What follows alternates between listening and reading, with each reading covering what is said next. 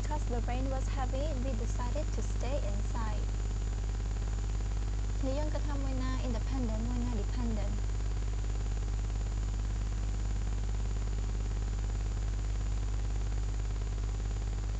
នេះយើងអាចឆ្លើយថា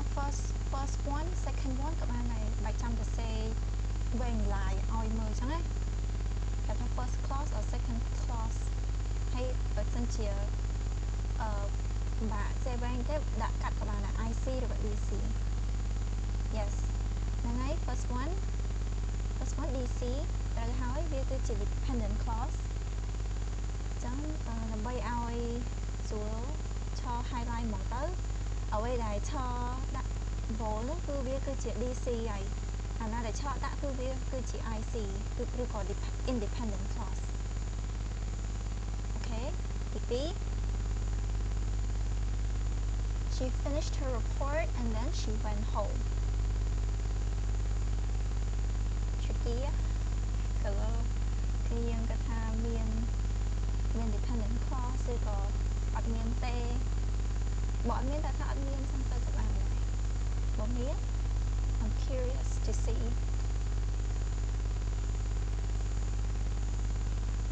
ចាក់ក៏ដែរហើយ hello តែថាយើងរៀនព្រៀមយើង practice ព្រៀមចឹងទៅវារៀងចូលខួរក្បាលយើងរៀងលឿនដែរចឹងណាហើយដែរ number 2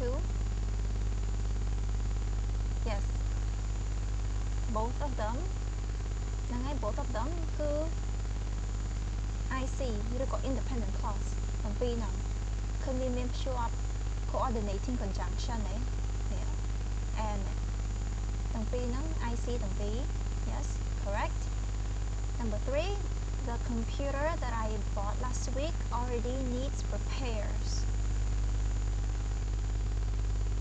ចង់ដឹងមួយណា IC មួយណា DC យើងមើលក្បាលដំបងវាទៅក្បាលដំបងដែលដើម clause មួយហ្នឹងហើយត្រូវដឹងទៀតថាធំប៉ុណ្ណាទៅប៉ុណ្ណា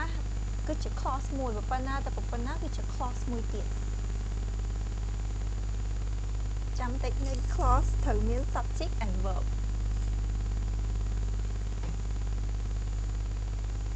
ហ្នឹងហើយគ្នាយើងថា first IC and បើតាមឆើយកគ្នាយើងចង់បានន័យថានេះអូច្រឡំទី4 the computer already needs repairs នេះ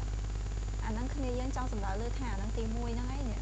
the computer already needs repair អាហ្នឹងគឺជា IC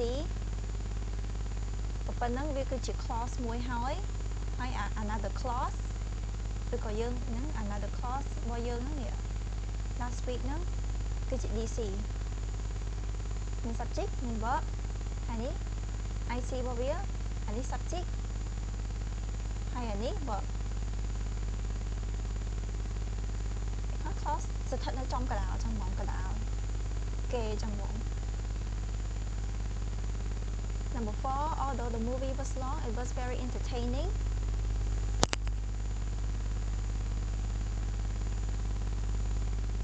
េះដែរគ្នា what do you think it's very obvious right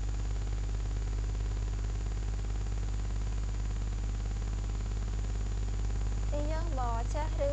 មិនចេះយើងអាចសាកឆ្លើយចឹងដោយសារបើមិនចឹងទេចោលអត់ដឹងថាគ្នាយើងចេះឬក៏អត់ទេឬក៏មានអ្វីធ្វើប្រយោជន៍ថែមចឹងណាយើងរៀនឆាប់ចេះលុះត្រាតែយើង participate យើងចូលរួមឆ្លើយនោះយើងចាប់ដើមគិតចឹងណាយើងចូលរួមគិតនេះគិតនោះចឹងណាបានយើងឆាប់ចេះហើយឆ្លងដល់តែគ្នាយើងអ្នកខ្លះគេអាចរវល់ខ្លាំងពីមួយអាទិត្យតាមមួយអាទិត្យចឹងទៅអត់សូវមានពេលរៀនបន្ថែមអីចឹងហើយចឹងទៅមានតែពេលវេលាចឹងហើយអ្នក2ម៉ោងហ្នឹងហើយដែលថាយើងអាចរៀនបានចឹងហើយបើសិនជាចង់រៀនលឿនឬតាតែយើងខំក្នុងកំឡុងពេលខ្លីៗហ្នឹងដើម្បីជំរុញខ្លួនឯងឲ្យ participate ដែរ participation ហ្នឹងហើយដែលធ្វើឲ្យយើងវាឆាប់ចូលណា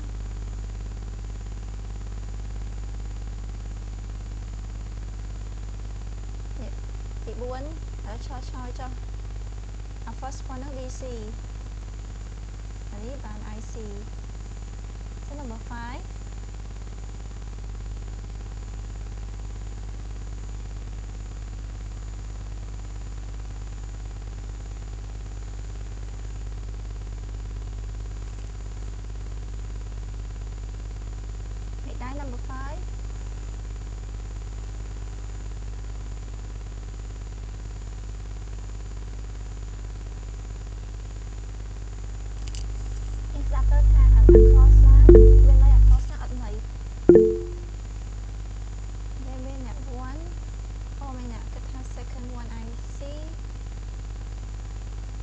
first one DC yes ត្រូវហើយហ្នឹងហើយត្រូវហើយដែលយើងត្រូវទាំងអស់ហើយ first one គឺជា DC ក្រោយនេះ IC number 6 the old factory which closed down last year is now a historical landmark IC DC IC តែយើងចូលយកបានកុំឲ្យច្រឡំ first one second one វាសាវាខវានៅពាក់កណ្ដាល sentence យើង yes ពីនេះ the old factory មកដល់ is now a historical landmark អានឹងគឺជា main clause របស់យើងឬក៏ independent clause របស់យើង IC យើងណាអានេះ DC number 7 oh my god ទីឆាប់លាតចូល Hi, Tanya Maria. Everyone say hello to teacher and Leo. He smiled when he saw the surprise party. Okay. I see DC. Đang hỏi, phải hỏi hỏi ní DC.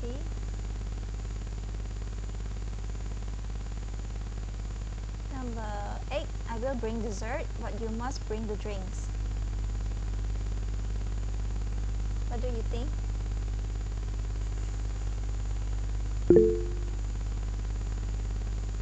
Yes ត្រឹមត្រូវទាំងពីរហ្នឹងគឺ IC ទាំងពីរវាមាន coordinating conjunction ហ៎ but ឲ្យភ្ជាប់ IC យើងទាំងពីរហ្នឹងបានហ្នឹងហើយ Number 9 since the store was out of milk I bought juice instead okay DC IC yes correct really good the wrong DC IC number 10 we hiked to the top of the mountain where we saw an amazing view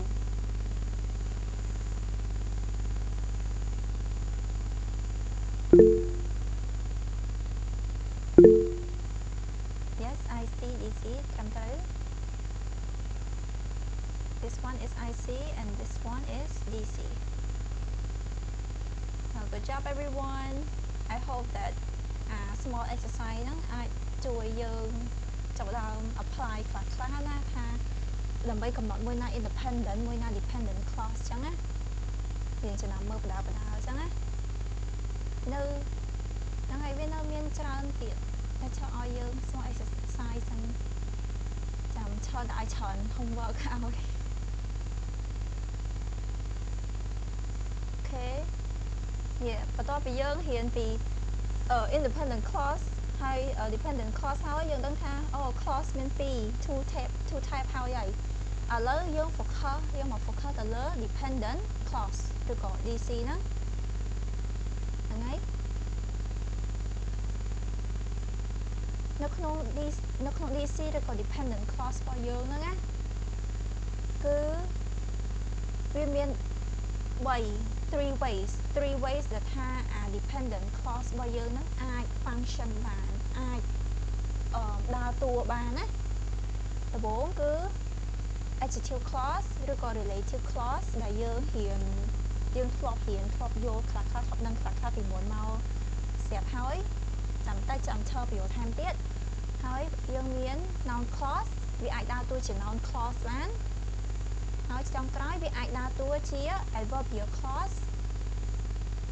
ឬក៏យើងហៅថា adverb ក៏បានដែរហើយខ្លី adverb clause adverbial ឬក៏ adverb clause yes so let's start with adjective clause របស់យើងហ្នឹងដែលយើងរៀន familiar ហើយហ្នឹង so what is an adjective clause ឬក៏ relative clause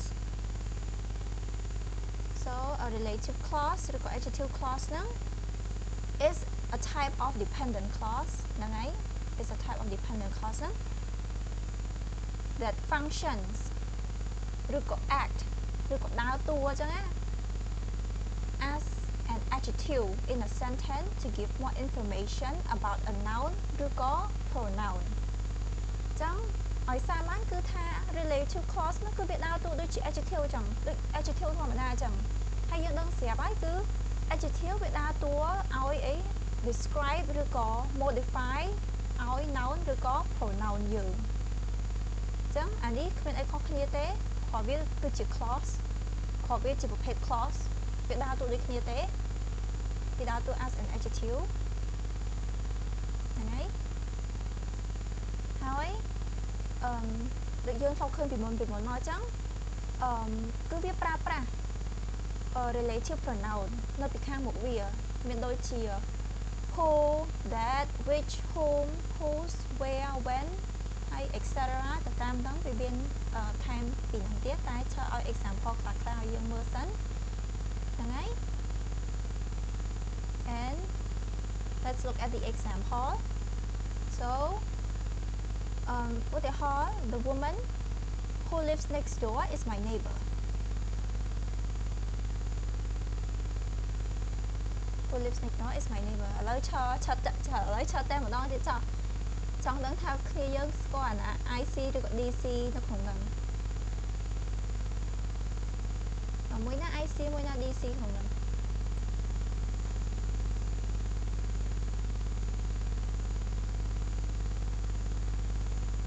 anyone have any idea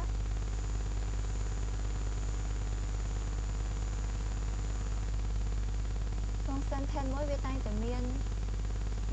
បើមិន IC ទេឬក៏ពីរជាប់គ្នាទេឬក៏ក្នុងហ្នឹងមាន DC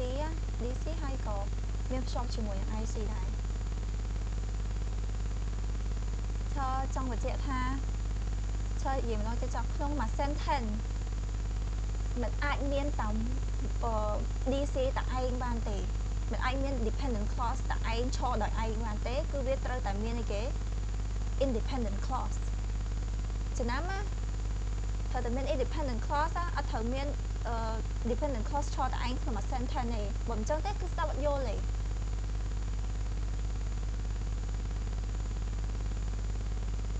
ដូចឥឡូវឈប់ប្រាប់ចុះអាថំ the woman ហើយ is my neighbor ហ្នឹងហើយ who lives next door ហ្នឹងគឺ DC ហ្នឹងហើយដូចយើង practice មុនហ្នឹងគាត់ចង់ប្រាប់ថាកន្លែងណាឲ្យយើងចំណាំមើលចឹងថាអាណា DC ចឹងណាប៉ុណ្្នឹងហើយគឺជា DC របស់យើងហ្នឹងហើយនេះ who lives next door ហ្នឹងហើយហើយចង់ដឹងថាប្រភេទ dependent clause ហ្នឹងវាដើរតួជាអីគេឬក៏ជាប្រភេទអីគេនេះDC ហ្នឹងណាគឺជាប្រភេទ adjective clause ភាសាវាមាន who ភាសាវាមាន relative pronoun នៅពីមុខវាមាន who វាមាន that វាមាន which អីទៅតាមហ្នឹងហើយនេះវាមាន who ហ្នឹងហើយសំខាន់គឺមួយ clause នេះ DC របស់យើងដែលដើរតួជា adjective clause ណាវាឲ្យវា modify ឬក៏វា describe អីគេ noun របស់យើងត្រូវអត់វាត្រូវ describe noun ឬក៏ pronoun ត្រូវអត់នេះវា describe អីគេ noun យើងឯង the woman នេះវាដូច adjective ចឹងគឺវា describe ឲ្យ noun តែគ្រាន់ថាវាក្នុង form of a clause ក្នុងទម្រង់ជា clause បើយើងរៀនពីមុនណាយើងរៀនរបៀបconnect everything together ថា in one clause ត្រូវមាន subject ហើយមាន verb ហើយ clause យើងមានពីរមាន independent ហើយ dependent ហើយ dependent របស់យើងគឺអាចដើរតួជា3ហើយដើរតួជា3ហ្នឹងគឺវាចំណោមមើលផ្សេងគ្នាតាមហ្នឹងយើងគិតតាម step ចឹងណាអូខេហ្នឹងហើយតែ example ទី2យើង the book that I lend you is due មួយណា DC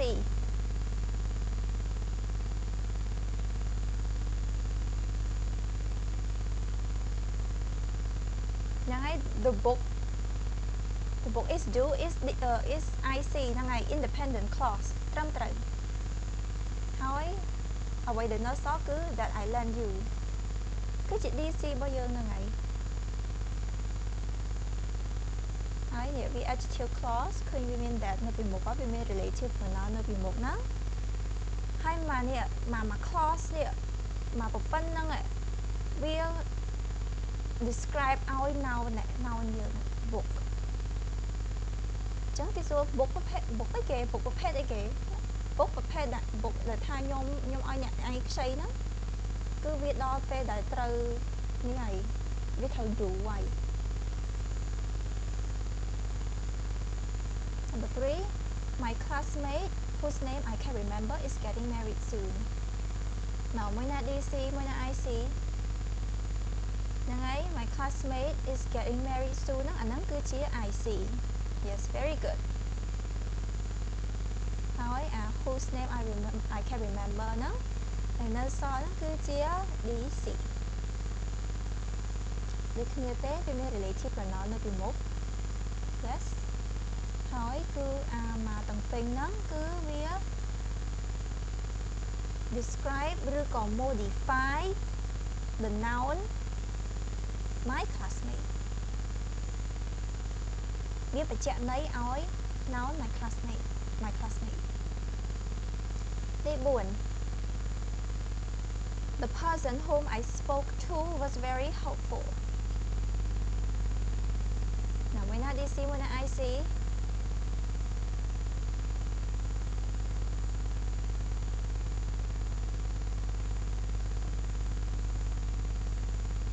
ចង់ឲ្យគ្នាយើងរៀនចេះរបៀប connect lesson 1 ទៅ lesson 1 អញ្ចឹងណាពេលយើង connect ចឹងហើយទៅគឺអាផ្សេងទៀតយើងស្រួលយល់ទៅតាមនឹងកុំឲ្យរបៀបឈើអត់សូវចង់ឲ្យយើងចាំតែមួយផ្នែកពេកអីចឹងដោយសារពេលខ្លះចាំតែមួយផ្នែកពេកក្នុងរយៈពេលខ្លីចឹងទៅគឺវាពេលយើងឃើញអីផ្សេងយើងអាចនឹងគិតអត់ដល់ចឹងណាហ្នឹងហើយ whom I spoke to ហ្នឹងគឺ DC ត្រឹមត្រូវហើយ the person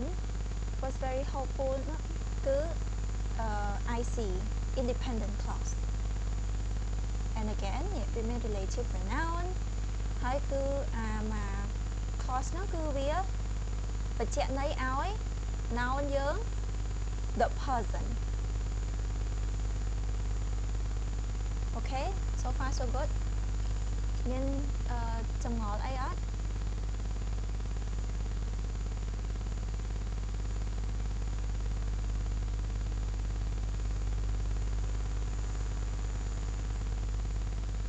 បើអត់មានចម្ងល់ទេឈើតទៅមុខណា okay so far so good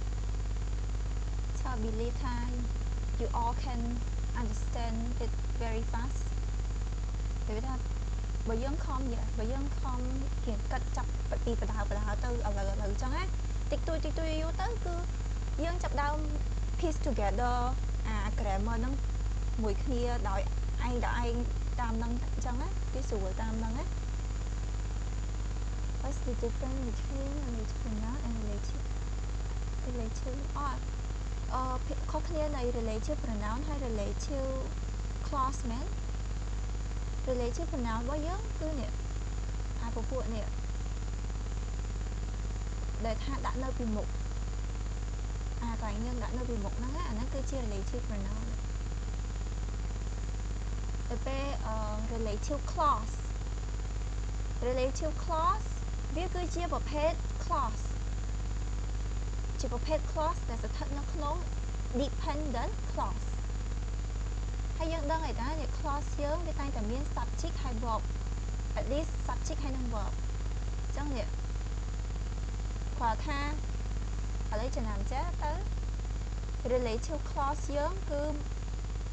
តែងតែមាន relative pronoun នៅក្នុងហ្នឹង relative pronoun គឺស្ថិតនៅក្នុង relative clause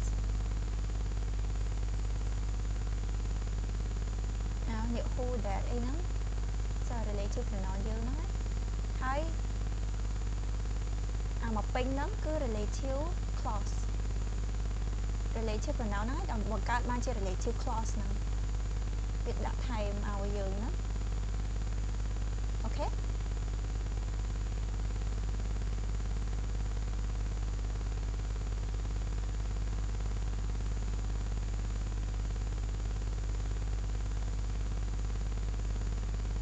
ឆ្ងល់ទៀតអត់បើអត់ទេឆើតទៅមុខណាត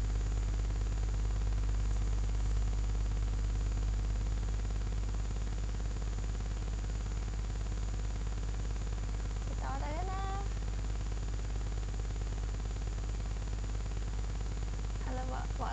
ល់បាត់អីដែរព្រោះរបៀបឆ្ងល់ក្រោយចាំឆាតសួរតាមក្រោយក៏បានដែរគីឡូគ្នាយើងនៅ process សិនណានៅ process នៅក្នុង brain យើងសិននៅ information ហ្នឹងអញ្ចឹងណាអូខេយើងចូលទៅដល់ noun clause so what is a noun clause a noun clause វាក៏ជាប្រភេទ dependent clause ដែរដូចនិយាយមិញហ្នឹងគឺថា dependent clause យើងអាចដើរតួជា3ជា3ប្រភេទadjective clause ហើយឥឡូវមកចូលដល់ noun clause ម្ដង that acts as a noun អាហ្នឹងហើយ that acts as a noun in a sentence ហើយយើងដឹងហើយដូច noun ដែលយើងធ្លាប់រៀនពីមុនមកចឹង all noun ណាគឺវាអាចដើរតួជា subject ឬក៏ object noun យើងអាចដើរតួជា subject ឬក៏ object ចឹងទៅ noun clause ហ្នឹងដូចគ្នាគ្រាន់តែវាជាប្រភេទ clause អាមួយគ្រាន់តែពាក្យធម្មតាអាមួយទៀតគឺជា clause ហ្មងតែបើសួរថាវាដើរតួមិនគឺដើរតួដូចគ្នាទេ noun clause ដូច noun អញ្ចឹងគឺវាអាចដើរតួបានជា subject ឬក៏ object នៃ sentence មួយអូខេហើយឈើសុំ note អាកន្លែងនេះឲ្យច្បាស់គឺថា noun clause is an essential part essential ហ្នឹងបើន័យថា important ណាវាសំខាន់ណា is an essential part of the sentence and cannot be removed without making the main clause grammatically incomplete ចឹងបើន័យថាម៉េចបើន័យថា noun clause យើងហ្នឹងគឺវាសំខាន់ណាសំខាន់នៅក្នុង sentence របស់យើងហើយយើងមិនអាចចេះតែដកវាចេញទេដកចេញវាទេហ្នឹងហើយបើសិនជាយើងចេះតែដកវាចោលគឺធ្វើឲ្យ main clause ឬក៏ independent clause របស់យើងខុសហ្មងនេះឧទាហរណ៍ដូចថាអានេះចឹងសម្រាប់ adjective clause យើងអាច adjective clause ឬក៏ relative clause ហ្នឹងយើងអាចដកចេញបានដកចេញហើយនៅតែមានន័យអមថាបើឈរសម្រាប់ចិត្តថាឈរចង់ដកអានេះចោល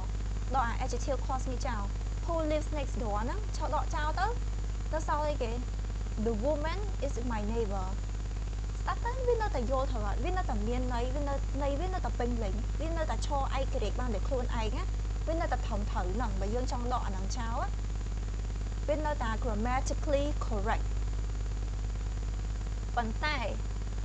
បើសិនជាយើងចង់ដក noun clause ចេញគឺវាអត់ make sense ហ្មងចំណាំណា noun clause គឺវាសំខាន់ដកវាចេញចោលគឺធ្វើឲ្យthe whole sentence ហ្នឹងគឺវា incomplete ហ្មងចឹងទៅវារៀង special វារៀង special ត្រង់ថាគ្នាយើងដែរឆ្ងល់គីឡូមកដល់ឥឡូវអាចនឹងមានអ្នកឆ្ងល់ថាឆោឃើញ noun clause ហ្នឹងគឺវាស្ថិតនៅក្នុង dependent clause ដែរហើយយើងរៀនតាំងដើមមកដែរថា dependent clause ហ្នឹងវាមិនអាចវាថាយើងអាចដកវាចោលបានណាដកវាចោលចឹងទៅ sentence ហ្នឹងវានៅតែ make sense ណាដោយសារតែអីឲ្យតែវាមាន independent clause នៅក្នុង sentence យើងបើយើងដកអា dependent clause ហ្នឹងចេញក៏វានៅ make sense ចឹងណាចឹងទៅអានេះ noun clause វា dependent clause ដែរតែមិនក៏យើងដកចេញអត់បានគ្នាយើងឆ្ងល់មានតែគេឆ្ងល់ចឹងអត់ឬក៏មានតែឈើទេ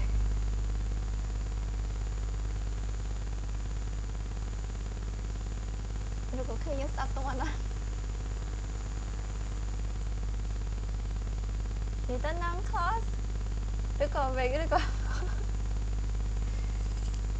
តែមិនថាឈើតែវាគ្នា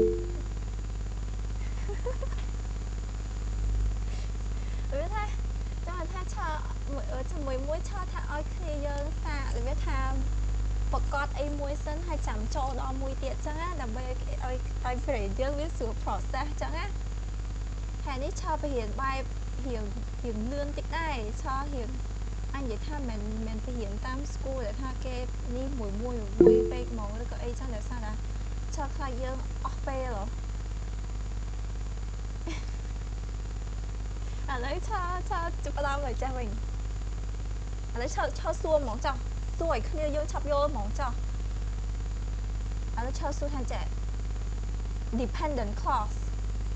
វាជាធម្មតាយើងដឹងអីដែរវាអាចដាក់ឈរតែខ្លួនឯងបានទេ dependent clause cannot stand alone ហើយវាត្រូវការ independent clause ដើម្បីមកជំនួយវាពឹងពាក់ទៅលើ independent clause ហ្មងពឹងពាក់ឲ្យសម្រាប់independent clause វាអត់ត្រូវការអានេះទេវាអត់ត្រូវការ dependent clause ទេអា dependent clause វាត្រូវការ independent clause ប៉ុន្តែ independent clause វាមិនត្រូវការ dependent clause ទេឈប់ថាប៉ុណ្្នឹងអា clear ប៉ុណ្្នឹងយល់តែឈរ note មួយចាស់ឥឡូវចាំដាក់កាល DC ដូចអាមនុស្សខ្លះចឹងមនុស្សខ្លះអូថាយើងត្រូវការគេតែគេមិនត្រូវការយើងទេ DC I see but I see doesn't need doesn't need DC ចុកឈៀបើយើងប្រៀបធៀបគីឡូប្រៀបធៀបចាស់គ្នាយើងយល់លឿនណា DC អូមកថាយើងមិនត្រូវការគេយើងត្រូវការគេតែគេមិនត្រូវការយើងអញ្ចឹងដូចអានេះចឹងអា DC ហ្នឹងវាត្រូវការ IC ហ្នឹងណាប៉ុន្តែអា IC ហ្នឹងគឺវាមិនត្រូវការ DC ហ្នឹងទេអញ្ចឹងអា DC ហ្នឹងលុបចោលចង់ទៅណាបាត់ក៏ទៅហើយវាឆាត់ចង់សង្កត់ថងថា noun clause ហ្នឹងវា special វាគឺជា DC man ប៉ុន្តែអា IC ហ្នឹងมันអាចរស់នៅដោយគ្មានมันអាចរស់នៅมันអាច exist ដោយគ្មានវាបានទេយល់អាកន្លែងហ្នឹងអត់ noun clause ហ្នឹងគឺជា DC គាត់ដល់យើងដឹងហើយ IC វាអត់ត្រូវការ DC ទេតែគ្រាន់តែអា DC ហ្នឹងគឺជា noun clause ភ្លាម suddenly IC ហ្នឹងត្រូវការ DC ហ្នឹងហ្មងអូខេហ្នឹងហើយ they are together គេថា IC ហ្នឹងមិនអាចបាត់បង់អា noun clause ហ្នឹងបានទេទោះបីជាវាជាប្រភេទ DC ក៏ដោយអូខេI think គ្នាយើង get I think ទីចាប់បន្ទាប at least ទីចាប់បន្ទាបប្រហែលជាគាត់យល់ហើយបើមកគ្នាយើងផ្សេងទៀតយល់ដែរគឺល្អ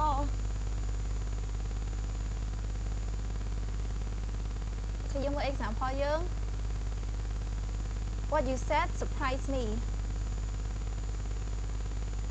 Yeah what you said surprised me អាដំបូងនេះអាហ្នឹងគឺជា DC គឺជា dependent clause ហើយអាហ្នឹងវារៀងស្មុគស្មាញបន្តិចអា noun clause ហ្នឹងណាដោយសារតែអីជាធម្មតាយើងគិតថាអានេះ main clause ចឹងតែអា main clause របស់យើងវាអត់មាន subject ទេត្រូវអត់ rule របស់ clause មួយមិនថា dependent ឬក៏ independent ទេគឺតែងតែ have at least one subject ហើយនិង one verb ហើយអា clause យើងខាងក្រោយនេះរបស់យើងនេះវាមាន verb ហើយតែវាខ្លីគេវាខ្វះ subject ត្រូវអត់ចឹងទៅនេះមានអា noun clause នេះអា noun clause ហ្នឹងហើយមកដើរតួគឺមកដើរតួធ្វើជា subject របស់យើងវាដើរតួមកជា subject ណាអា noun clause របស់យើងដែលជា DC ហ្នឹងហ៎វាមកដើរតួជា subject ឲ្យអា main clause របស់យើងហ្នឹងហើយអូខេឆអញ្ចឹងមានន័យថាទោះបី IC នឹងអត់ត្រូវការ DC បានប៉ុន្តែនៅក្នុង clause ហ្នឹងបើដកវាចេញទៅវាបាត់ subject បាត់អីចឹងអត់ត្រូវទេឆអញ្ចឹងនិយាយចឹងមែនវាអាចអត់គ្នាបានចឹងមែន like wow I got it now I got it thank you វាថាវានឹង one part of that reason ណាគេ IC គឺវាមិនអាចអត់មានអា noun clause ហ្នឹងបានទេទោះបីជា noun clause ហ្នឹងជា DC ក៏ដោយវា special អាចនិយាយថាវាគឺជា special DC សូមបានន័យថាអា IC ហ្នឹងត្រូវការ DC ទាំងដែលមិនចង់មែនថា ហ្នឹងហើយដូចវាត្រូវមិនចង់ចឹងជាធម្មតាអូម៉ាថាបើនេះឃើញ relative clause យើងនេះវាគឺជា DC ត្រូវអត់ហើយជាធម្មតាអា IC ហ្នឹងវាអត់ត្រូវការ DC ហ្នឹងទេអញ្ចឹងតើបើយើងចង់លុបអានេះលុបអាហ្នឹងចោលក៏អត់អីដែរអា IC ហ្នឹងវាអាចរស់បានវាអាចនៅ stand បាន stand alone បានបើយើងដាក់ថា the woman is my neighbor ក៏ប៉ុណ្ណឹងគឺវាអាច stand alone បានហ្មងហើយនេះតើណាក៏ទៅ DC នេះក៏ទៅណាទៅវា adjective clause ហ្នឹងទៅណាក៏ទៅតែអានេះវាអត់បានទេ DC ដែរប៉ុន្តែវាអត់អា IC ហ្នឹងអត់អាចអត់អា DC ហ្នឹងបានវាដើរតួជា subject ហ៎ហើយ clause មួយបានត្រូវមាន like a clause ដែលថា make sense គឺត្រូវតែវាមាន at least one subject and one verb ត្រូវអត់អញ្ចឹងអា noun clause ហ្នឹងវាធ្វើ C ហ្មងវាដូចវា try to gaslight យើងអញ្ចឹងវាធ្វើ C យើងហ្មងវាធ្វើឲ្យយើងត្រូវការវាហ្មងវាធ្វើឲ្យអា IC ហ្នឹងត្រូវការវាហ្មងអញ្ចឹងទៅមិនវាទៅដើរតួធ្វើជា subject អ្នកឯងអាចមាន subject ទេអាចនៅដោយអត់មាន subject អញ្ចឹងខ្ញុំដើរតួជា subject ហ្មងSo now IT can live without DC ម្ដងមែនឆើហ្នឹងហើយក្នុងអាករណី noun clause ហ្នឹង IC ហ្នឹងมันអាចអត់មាន DC បានទេដោយសារតែ DC ហ្នឹងវាគឺជា noun clause តែបើ DC ជា adjective clause ណាអាហ្នឹងវាអាចរស់បានដោយគ្មានDC បានក្នុងតែករណី noun clause ទេបើ adjective clause យើងអាចលុប DC ចោលក៏អត់អីដែរអូខេហើយបន្តទី2 whatever you want to eat is fine with me ដូចគ្នាដូចទៅនឹងអាទី1ចឹង whatever you want to eat អានេះគឺជា noun clause ដែលដើរតួទៅជា subject យើងបើយើងដាក់ it's fine with me ចោលអត់ត្រូវវាបាត់ subject ទៅពេលទី3 I know that she is honest អាហ្នឹងវាអីគេម្ដងនេះអាកន្លែងនេះ that she is honest នេះអាហ្នឹងគឺជា noun clause ដែរប៉ុន្តែលើកហ្នឹងណាវាធ្វើ C ម្ដងទៀតវាមកដើរតួទៅជា object ម្ដងវាអានេះ subject យើងហើយ verb យើងមាននេះមែនប៉ុន្តែនៅក្នុងករណីនេះគឺវាដើរតួជា object ម្ដងអូម៉ែដល់បើយើងនិយាយថា I know អីគេវាបាត់អីមួយអញ្ចឹងណាអញ្ចឹងទៅយើងត្រូវថែមអានេះ object ត្រូវថែម object ហើយអា object យើងគឺជា noun clause ហ្នឹងហើយ Yes finally get it អត់អត់អសាបងទេ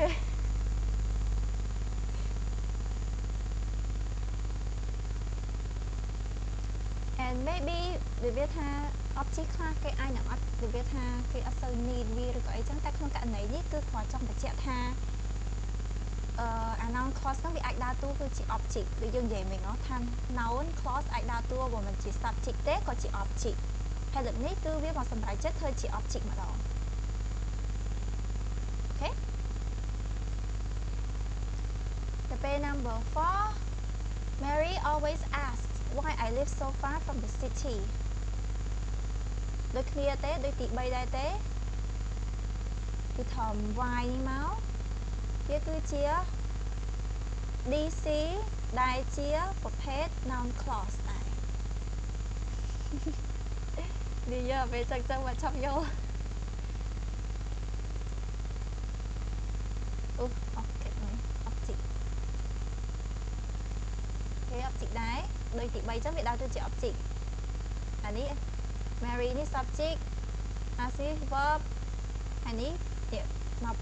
មក clause យើងនេះទៅវាដើរទៅជា object okay, number 5 started the debate is about why the project failed អាហ្នឹងស្តៀងទី4ទី3ដែរទេដូចគ្នាវាជា object ដូចគ្នាតែ គ្រាន់តែថាវារៀងប្លែកបន្តិចទេ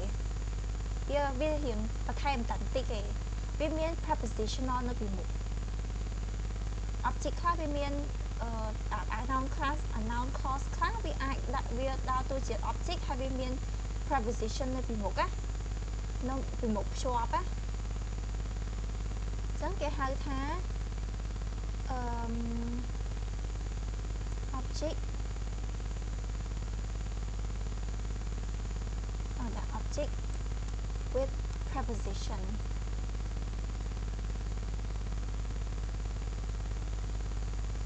object with preposition ហ្នឹងហើយ the debate is about why the project failed about អីគេគេថា debate ហ្នឹងពីអីគេយកទៅការ object ត្រូវអត់គោលបំណងអីគេហ្នឹងនេះ why the project failed គឺជាដើរតួជាកម្មបត្តិយើងតែគ្រាន់ថាវាមាន preposition នៅពីមុខអញ្ចឹងណាវាគ្រាន់តែថែមអាហ្នឹងបន្តិចតួចអញ្ចឹងទេដូចគ្នាតែវាដូចគ្នាតែវាដើរតួជា object ដូចគ្នាអានេះដាក់ថា direct object ស្រួលគ្នាយើងទៅ direct object direct object okay number 6 my free time depends on what my class schedule is ដូចគ្នាដូចអាទី5 what my class schedule is គឺវាជា object ដែរតែគ្រាន់តែវាមាននេះឈរដាក់ tray យើងចូលមើលនេះ preposition របស់យើងហ្នឹងលុបមក depend on ហ្នឹងគឺជា preposition របស់យើងហើយ object របស់យើងនេះ what my class schedule is object with preposition okay object ខ្លះគឺវាត្រូវការមាន preposition នៅពីមុខចឹងហ៎តែករណីប្រើវាគឺដូចគ្នាទេគឺស្ថិតក្នុង object ហ្នឹងហើយ so សង្ខេបមកវិញយើងប្រើ noun clause ដើម្បីដើរតួជា subject ឬក៏ object នៃ sentence អូខេហើយចាំ noun clause គឺវាសំខាន់ខ្លាំងដល់ថ្នាក់ថាIC ហ្នឹងមិនអាចអត់មានវាបានទេតែថាបើអត់មានវាគឺ grammatically incomplete ពីឆាដាក់អញ្ចឹងគឺយើងយល់ហើយអូខេ 6 is similar indirect question I'm not sure what it is what you mean my free time depends on what the class schedule is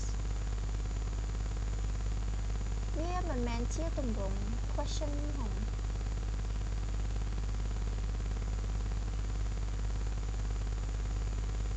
វាជា object with preposition ដូចទី5អញ្ចឹង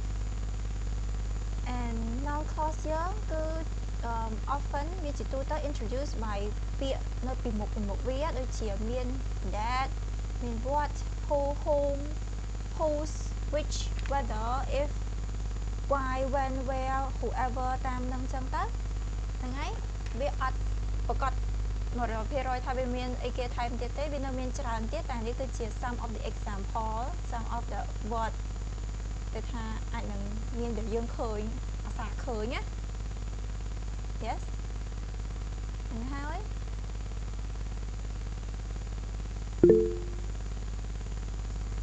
ចាប់បន្លាបវាអីឆ្ងល់មែនអត់វាឆោតច្រឡំលើកដៃសុំដាក់ដៃវិញអូខេ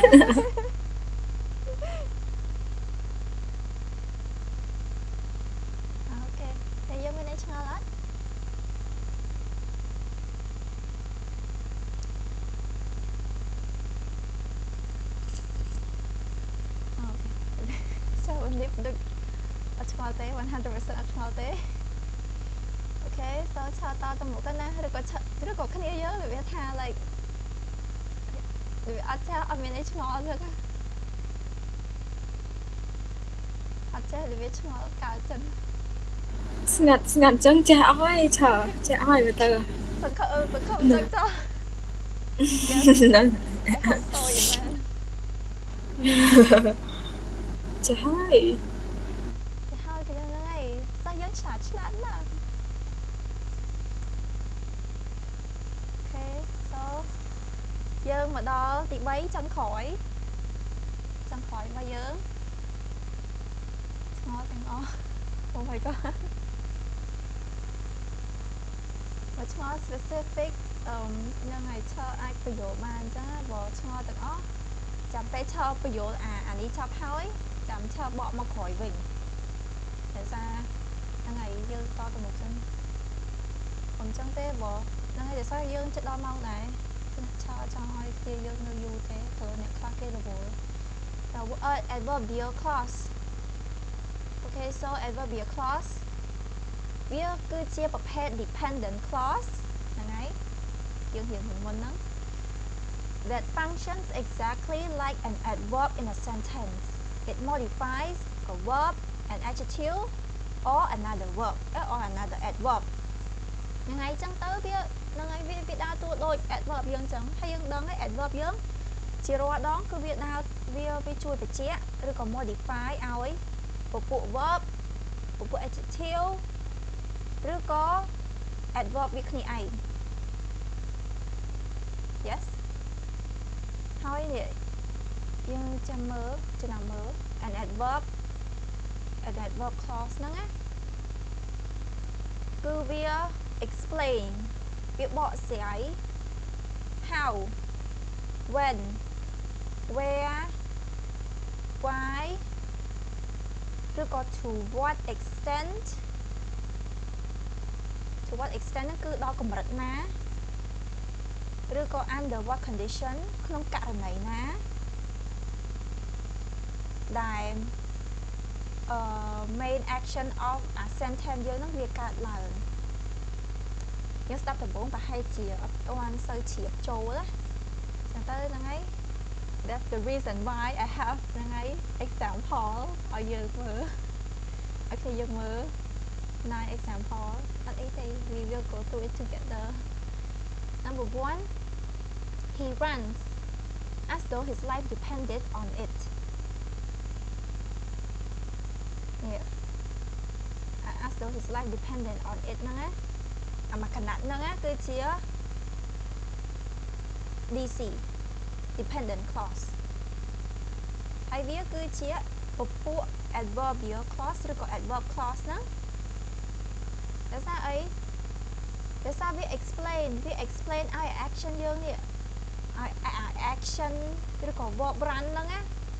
គឺយើងដឹងស្រាប់ហើយថា adverb clause វា modify verb ឬក៏ adjective ឬក៏ another adverb in a sentence ហ្នឹងហើយយើងមើលយើងកំណត់មើលអាណា verb main verb យើងបាន run ហ្នឹងបានជា main verb ឬក៏ main action របស់យើងហើយពីធម្មតាយើងដឹងថានឹង DC ជា dependent clause ដោយសារវាមិនអាចដើរវាមិនអាច stand alone បានទេហើយចង់ដឹងថាប្រភេទ DC គេនេះប្រភេទ DC adverb clause នេះដោយសារវាអាប្រព័ន្ធហ្នឹងគឺវា modify ឲ្យអា verb run អូខេវា explain how តែយើង run តើគាត់ run របៀបម៉េច how នោះបានរបៀបម៉េចយើងចង់ដឹងថារបៀបម៉េចណាអញ្ចឹងទៅនេះ he runs តើគាត់រត់របៀបម៉េចគឺគាត់រត់របៀបដូចជីវិតគាត់ហ្នឹងណាពឹងទៅលើអាការរត់ហ្នឹងអញ្ចឹងណាវា modify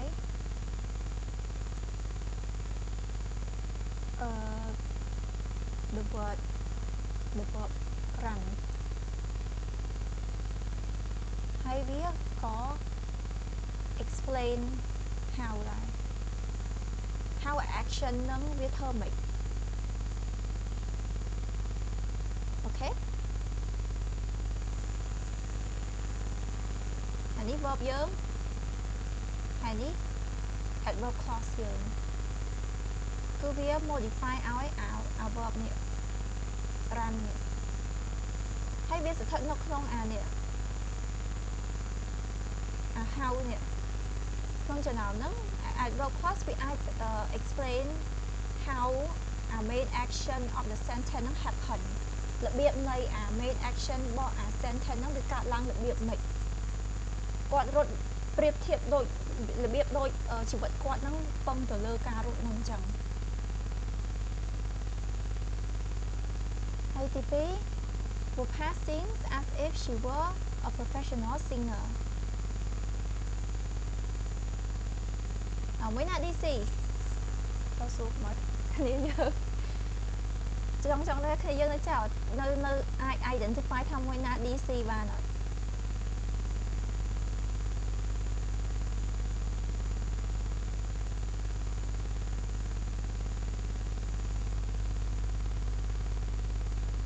យើងថាយើងអាចសម្គាល់បាន adverb clause ឬក៏ noun clause ឬក៏ adjective clause បានគឺត្រូវតែយើងស្គាល់ថាមួយណា dependent clause មួយណា clear មួយណា clause មួយណា clause ដែលថាមាន subject មាន verb មួយណាដែលมันអាចឈរដោយខ្លួនឯងបាន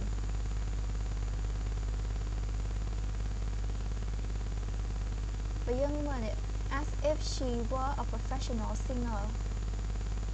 បើយើងបកថាហ្នឹងហើយ as if she were a professional singer ហ្នឹងបានជា DC អមថាបើយើងបកប្រាប់ថាដូចគាត់ជា professional singer យើងដាក់តែប៉ុណ្្នឹងណាអ្នកផ្សេងគេស្ដាប់យល់អត់អ្នកផ្សេងគេកាត់នៅយល់អត់និយាយថាគេស្ដាប់ទៅ sentence ហ្នឹងពេញលេញឬក៏អត់ទេត្រូវអត់ចឹងទៅអ្នក main clause របស់យើងឬក៏ independent clause យើងពីធម្មនេះហ្នឹងហើយ Bupa sing ហ្នឹងហើយដោយអាទី1ចឹងអា DC របស់យើងហ្នឹងដែលដើរតួជា adverb clause ហ្នឹងណាវា modify ឲ្យ the verb sing ឲ្យ the main action នេះ main action ឬក៏ main verb របស់យើងនេះ sing នេះហើយដូចគ្នាចឹងវាជួយ explain ថារបៀបម៉េច how ហើយនឹងសង្ស័យរៀងពួកថៃមកទីខោឯងដោយសារចង់បញ្យល់អាហ្នឹងឲ្យគ្នាយើងឲ្យច្បាស់ឲ្យហើយក៏ប៉ុន្តែមាន exercise ទៀតតែដឹងធ្វើតើអត់ទេ the verb sing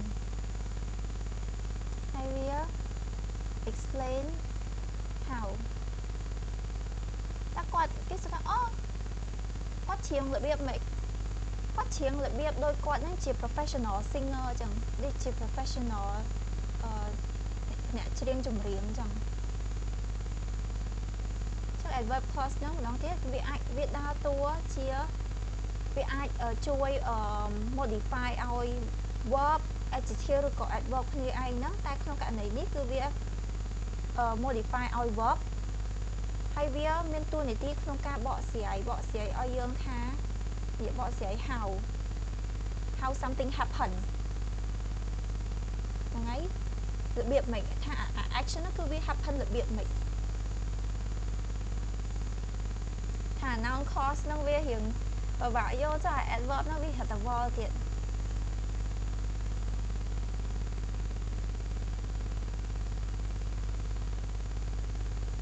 តែឥឡូវចាមក technique ណាឈរស្ដាប់តាំងពីឈររៀនចូលរៀន IFR ដំបូងណាពីឈរពីគ្រូរបស់ឈរគាត់ថាចាពេលខ្លះយើងមិនចាំគិតច្រើនណាយើងចំណាំមើលថាយើងស្គាល់ឲ្យច្បាស់ថាអាមួយណា noun clause អាមួយណា adjective clause ទៅហើយសល់ប្រមាណគឺសិតតា adverb clause ទាំងអស់អា process of elimination ណាអូម៉ាថាយើងមើល sentence នេះយើងមើល sentence ហ្នឹងហើយយើងមើល clause របស់វានេះហើយយើងគិតមើលថាចុំអាហ្នឹងដូច relative clause អត់ដូចអត់ទេអាហ្នឹងដូច noun clause អត់ដូចអត់ទេចឹងមានអីក្រៅពី adverb clause ហ្នឹងអានោះ technique ដូចយើងពេលប្រឡងចឹងយើងថាអូអានេះមែនទេអានេះក៏មែនដែរចឹងនៅសល់ប្រហែលនៅសល់ជំរឿចុងក្រោយគឺមានតែអាហ្នឹងពេលខ្លះវាថាហ្នឹងហើយពេលខ្លះឆក៏ វាថាអត់ច្បាស់ខ្លាំង 100% ទៅលើ adverbial clause ឬក៏ adverb clause ហ្នឹងតែឆចាំ technique គាត់ហ្មង technique គាត់ថាបើយើងដឹងស្រាប់ហើយថាអាហ្នឹងមិនមែនជា adjective clause ឬក៏យើងដឹងស្រាប់ថាអាហ្នឹងមិនមែនជា noun clause ទេអញ្ចឹងជំរឿចុងក្រោយគឺវាមានតែជា adverb clause ហ្នឹងហើយគេថាពពួក dependent clause មានតែ3ប្រភេទហ្នឹងឯងដល់តួបានតែ3ប្រភេទហ្នឹងឯងបើអាពីរទៀតមិនមែនហើយ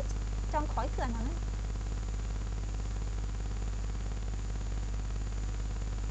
អូខេយើងតទៀតសិនចាំចាំសួរតាមក្រោយ We left after the sun went down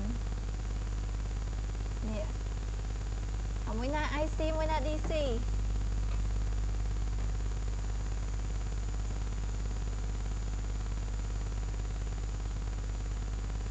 basic exercise ចាំឆោតដាក់ homework ឲ្យក្នុងតេស្តពីយើងប្រឡងក៏អាចនឹងមានអាកន្លែងខ្លះដែរតែវាថាវារៀង random ពេកអញ្ចឹងទៅចាំឆោតធ្វើ homework ឲ្យចាំឆោត send homework later on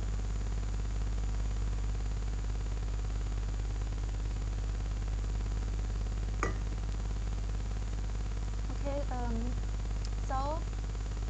គេថានេះ after the sun went down ហ្នឹងអាហ្នឹងគឺជា DC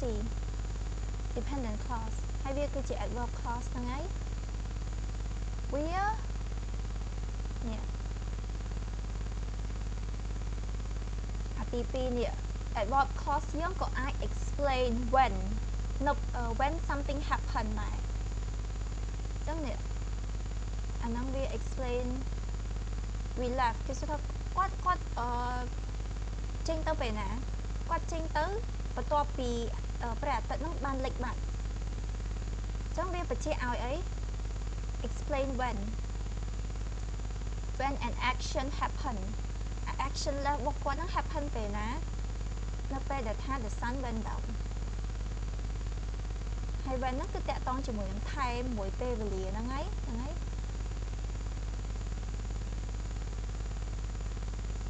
Number 4 I'll go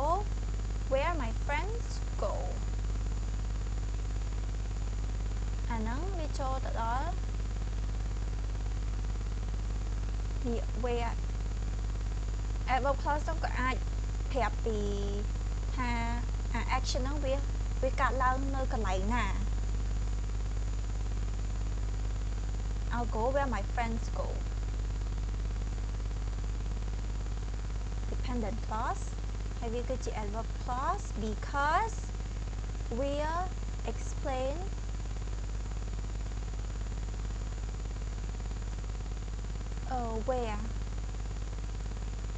where action ហ្នឹង take place action ហ្នឹងគឺវាកើតឡើងនៅកន្លែងណានៅហ្នឹងហើយនៅsomewhere ឬក៏នៅណាអញ្ចឹងណាវា explain where ទៅសុទ្ធទៅណានេះ verb នេះវា modify ឲ្យ verb ហ្នឹងមែនតែវា modify ត្រង់ special វា modify បន្ថែមទៀតត្រង់ថាវា explain ថាទៅហ្នឹងទៅវា explain where action go ឲ្យយើងទៅហ្នឹងទៅណា I'll go ណា I'll go where my friends go ខ្ញុំទៅណាដែលថាមិត្តភក្តិខ្ញុំទៅ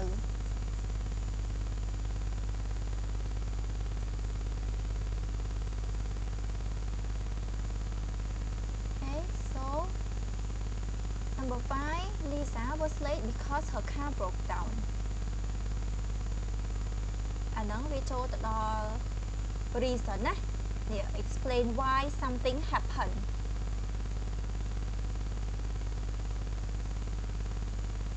នេះ because her car broke down នេះហើយយើងដឹងថាវាជាពពួក DC ដែលសារវាមាននេះវាមានអាពពួក subordinating conjunction នៅពីមុខហ្នឹងមកដល់ហ្នឹងទៅ DC ហើយយើងដឹងថា DC ដែលសារវាមាន because វាមាន subordinating conjunction នៅពីមុខហើយយើងដឹងថាអាហ្នឹងជា adverb clause ទៀត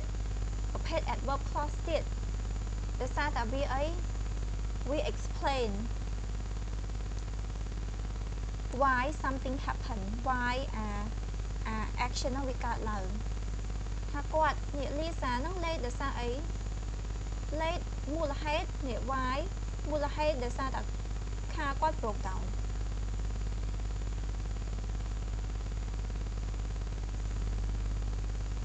and number 6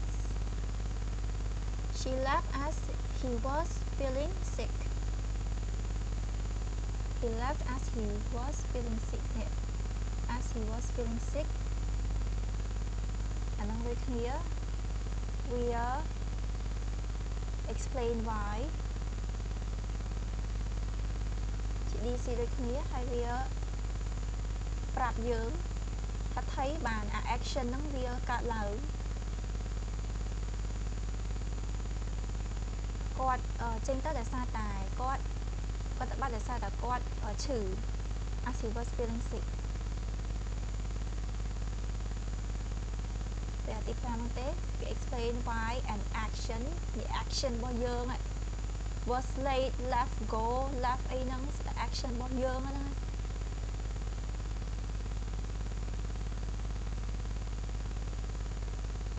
ហើយពេលទី7 she's so tired that she can't move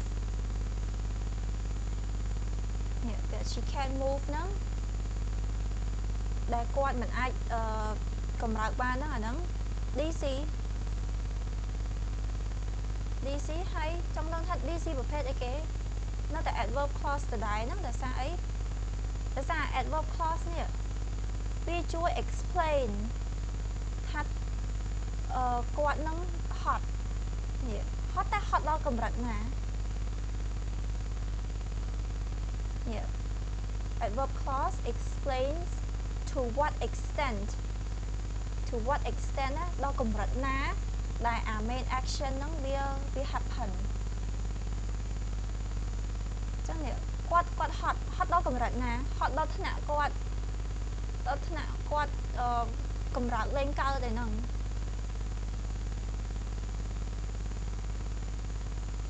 explain to what extent ទី8 you can go out if you finish your homework នេះប្រសិនបើអ្នក finish homework របស់អ្នកឯងណាជា DC ត្រូវអត់ដោយសារវាអត់ make sense ទេព្រោះវា stand alone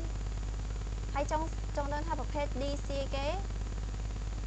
យើងមើលទៅថាវាអីវាជួយគេវាជួយ explain ឲ្យ under what condition a main action ហ្នឹងវាកើតឡើងថាក្នុងករណីអីក្នុងករណីដែលថា action ហ្នឹងវាកើតឡើងករណី make បានវាអញ្ចឹងនេះករណីរបស់យើង if you finish your homework អាហ្នឹងករណីរបស់យើងករណីដែលថាអ្នកឯងfinish homework របស់អ្នកឯងហើយបាទអ្នកឯងអាច go out បានហ្នឹងហើយ adverb clause ហ្នឹងក៏វា explain condition ករណី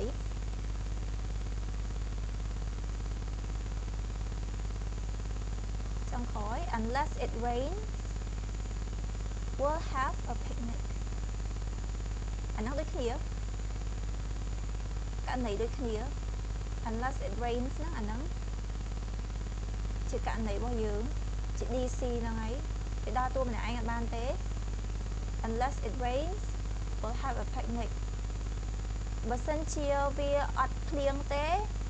យើងនឹង have picnic ចឹងអាហ្នឹងជាករណីរបស់យើងគេថាករណីដែលថាអាហ្នឹងវាអត់ភ្លៀងទេយើងនឹងទៅ have picnic យើងនឹងទៅធ្វើ picnic